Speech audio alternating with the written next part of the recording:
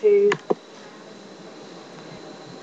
Okay, my name's Christine Britton. I'm an experienced art design teacher, and I've been teaching art since 1981. I've got a degree in sculpture, but I can actually teach drawing, painting, photography, digital media. I can actually teach a bit of graphics, textiles. I've got a broad base of knowledge and a good subject knowledge.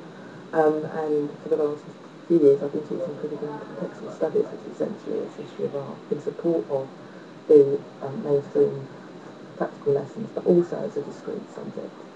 I feel really strongly about art and design as an incredibly powerful tool to develop confidence and enthusiasm in students to be able to express themselves. And so I think it's my role as an art teacher to give them the skills and the knowledge base to be able to do that.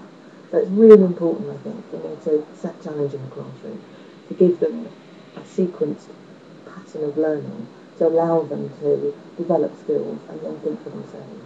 So it's really important for me to, when I plan my lessons, to think in terms of what do I want them to know by the end of the lesson. And so what I do is I actually then sequence my teaching so that they will actually achieve by the end of it and will have some kind of understanding of the initial aim. So there's a structure to what I do, but also a sense of enjoyment, so it's not punishment when you come to the lesson, but it actually becomes something that is that I'm enthusiastic, I'm passionate about my subject. I think it's, as I said, it opens up opportunities, and it's a really liberating thing. So art is often seen to be something for the cognoscenti, for people who know things, but obviously those people who become the cognoscenti didn't know anything to start with, and neither did the students when they first come to my lessons. So I work hard to make sure that they have a body of knowledge and the confidence to actually make a personal response, to think for themselves and develop their own creativity. I've been teaching at Concert Manor School for the past 7 years. I've been head of department there, and this year I'm working as a consultant with Greenwich Borough on the Creative Media Diploma, helping to develop schemes of work and structure to the teaching, and also to support other teachers in the borough. At the same time, I'm teaching Year 9 in a new annex that's been put together for BSF. And it's been interesting because having seen lots and lots of Year 9 students, you can see their potential. And already students are producing work that I think is at level higher than Year 3. I've taught from Year 7 to Year 13, as I said, drawing and painting to AS and A2 level as a fine art qualification and as general art and design. I've taught GCSE, art and design, GCSE, fine art, and BTEC, first diploma in art and design, with graphics units. I teach two-dimensional art, but also because I've got a 3D specialism, I can also teach 3D.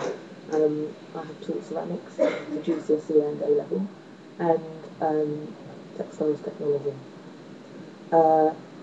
In terms of Key Stage 3 teaching, I think it's kind of the fundamental base of what you learn. So if you haven't got a base of knowledge then you're struggling when you get to Key Stage 4.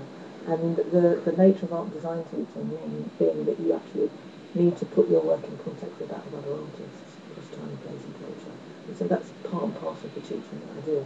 So it's not a separate or add-on, it's integrated into the teaching that the students experience.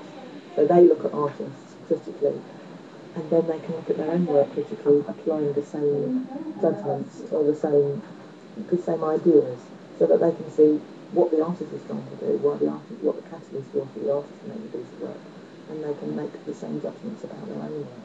So in a sense, they're assessing their work for development. So that kind of the watchword in teaching at the moment, which is assessment of learning, is part and parcel of what they're doing all the time, regardless of whether they're assessing their own work as well. In terms of my greatest asset, I think that it's the fact that I challenge the students, that I don't underestimate them, that I structure and plan what I do, that I'm very good at sequencing things, actually organising learning into a structure that there are little bits of bite-sized achievement, so that there's not this, if I can't do it, I'm failing.